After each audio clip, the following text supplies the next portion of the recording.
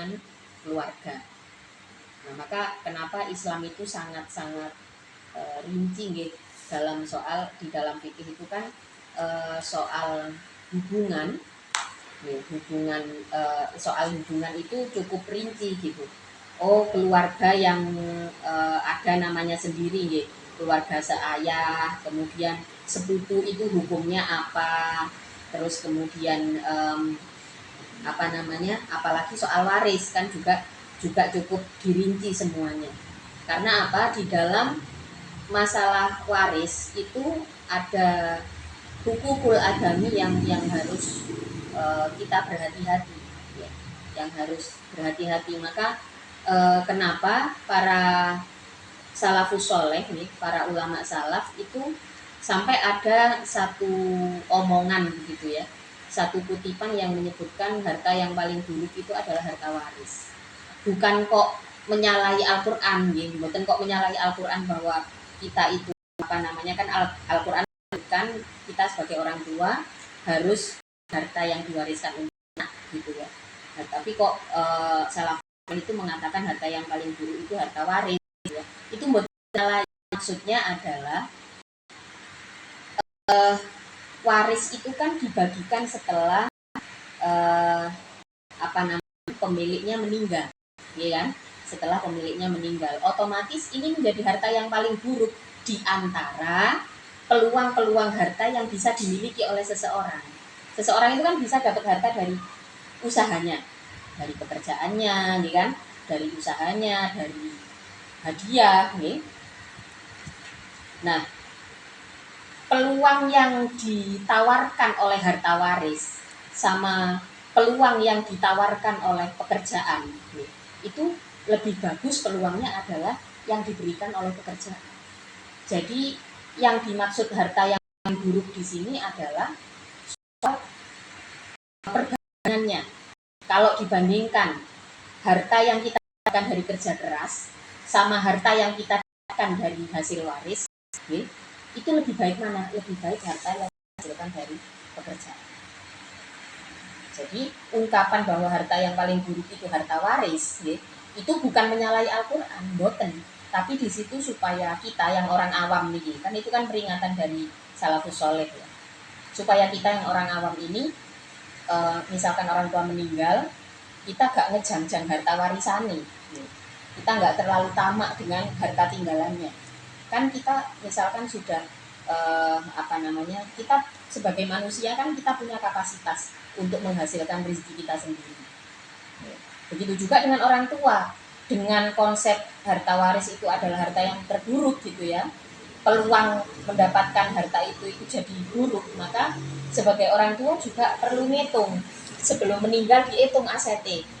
Kalau punya, misalkan punya, orang Islam itu kita sebagai orang tua muslim harus punya sesuatu yang diwariskan kepada anak. Ini juga demi kemaslahatan umat Islam. Maka orang tua itu kalau nggak pengen hartanya jadi harta yang berbahaya bagi anak, kalau bisa nggak diwaris, tapi dihitung semuanya, dibagikan sebelum meninggal. Itu yang lebih baik. Itu yang lebih baik, dan alhamdulillah saya punya umi yang luar biasa nih.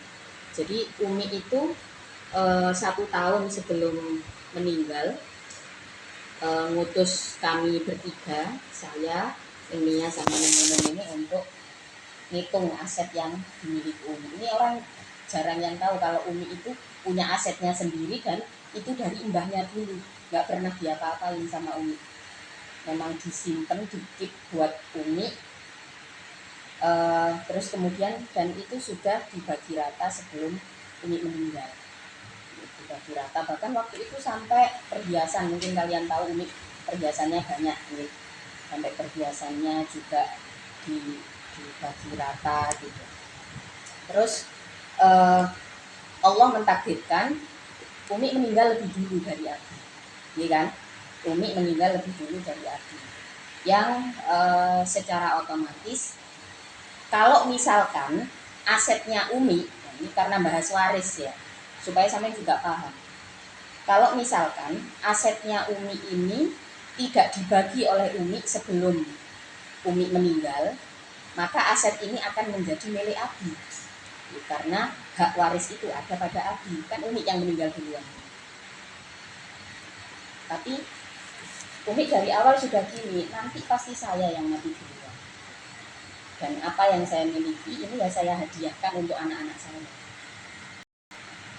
Jadi kemudian kalau waktu itu belum dibagi ya sudah, maka Umi tidak akan bisa meninggalkan apa-apa buat anak-anaknya, sementara keadaan rumah tangga Umi berbeda dengan kebanyakan orang gitu, dengan kebanyakan keluarga. Nah terus setelah kalau misalkan asetnya Umi itu kemudian menjadi waris bagi Abi, ya, nah otomatis ketika Abi meninggal, asetnya Umi ini sudah bukan lagi hak saya kalau belum dibagi, tapi menjadi hak daripada ahli warisnya Abi. Karena Umi meninggal lebih dulu. Nah, inilah kenapa setelah kedua orang tua saya meninggal gitu ya, saya jadi paham kenapa salafus soleh dulu mengatakan bahwa harta yang paling buruk itu adalah harta waris. Karena itu bukan sesuatu yang kita usahakan sendiri. Maka sebagai anak, kalimat itu menjadi peringatan, oh kalau orang tua saya meninggal nggak bisa buru-buru rebutan gitu ya.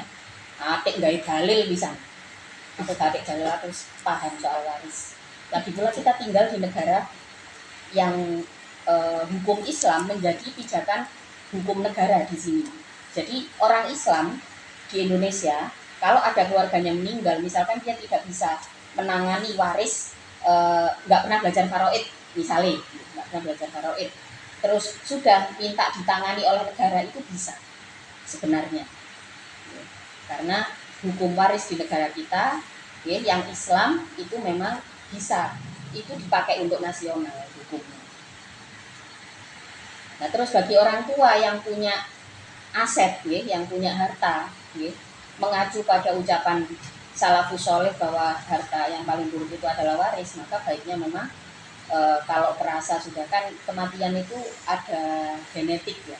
Nek mbah-mbah sampean misalnya mati ini umur 60-an ya berarti sampean jane umur 50 kudu wis mulai ngitung. Kudu wis mulai ngitung asetku apa ae rek dihitungi wis. Dibagi nang anake selagi masih hidup. Nah, jadi kita tuh nggak apa-apa sebagai orang tua, kita seperti ini.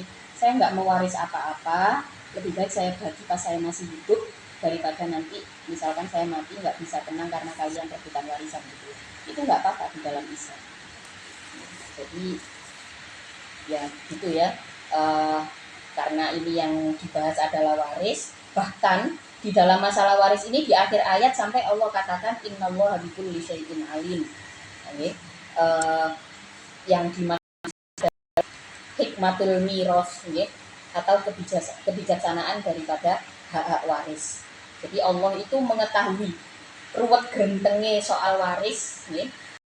Orang kalau berpangku pada ketahuan orang tua itu berkembang.